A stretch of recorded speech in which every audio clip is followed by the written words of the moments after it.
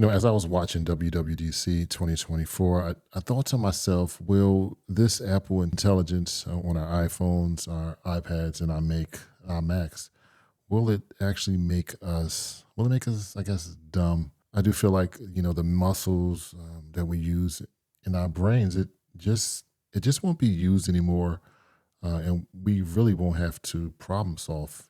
At the end of the day, Apple Intelligence will just give us the answer, and we really, won't have to know too much. But then I thought to myself, now this is probably a little bit before my time, but I thought about the calculator, and when the calculator started to, fall into people's hands in the 1970s here in the United States, and I guess around the world. Um, I don't think the calculators made us dumb. I do remember growing up, and I had one of those Casio watch calculators, and pretty much I was able to calculate anything or any equation I wanted right on my wrist. Now, the question I would ask you, would I be able to, make those calculations if I didn't understand the math behind the wrist calculator? What if, I didn't know addition or multiplication or subtraction? How would I even know what buttons to press? Let's think about it in another way. Have you ever had a like an open book test, and let's say it's calculus? Of course you have, right? Well, I guess maybe everyone hasn't taken. Oh, I have, but maybe let's just use calculus. Uh, I'm guessing maybe most of you guys who've watched who's taken an open book calculus class. But anyway, I'm kind of rambling. But if you never really learned calculus, how could you pass the calculus test, even if you had the book right in front of you and you had all the formulas? My guess is you wouldn't be able to take the test.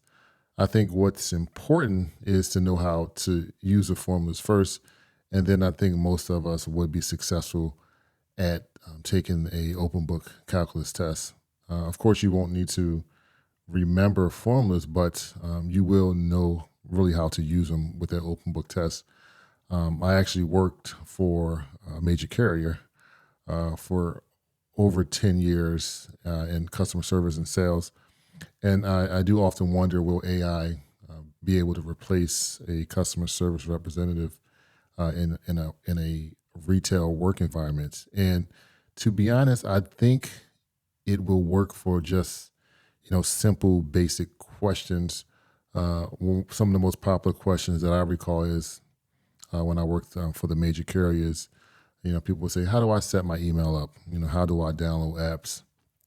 I think those basic questions, I think AI would be able to pretty simply answer those questions. But I don't think AI can build relationships similar to how humans can. Humans have personalities, and that's why you have things like your favorite YouTuber. I think if you're looking for information online, it's not much as to locate an information on YouTube, but it's really how the information is delivered and how you really connect with that YouTuber, and that's why I think you enjoy watching that particular YouTuber, like myself.